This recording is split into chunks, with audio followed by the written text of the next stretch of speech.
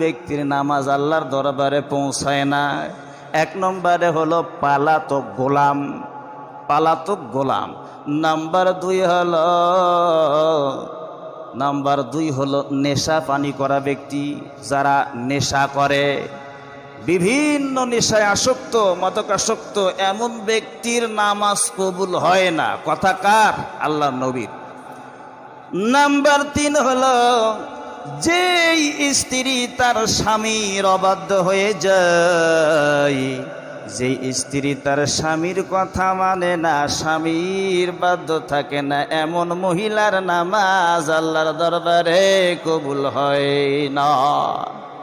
7 নম্বর হক, অবশ্যই স্ত্রীদের স্বামীর প্রতি বাধ্য থাকা লাগবে। স্বামীর আদেশ, 5 ওয়াক্ত নামাজের আদেশ করলে 5 ওয়াক্ত নামাজ পড়তে হবে। যদি স্বামী আদেশ করে পর্দা করতে হবে।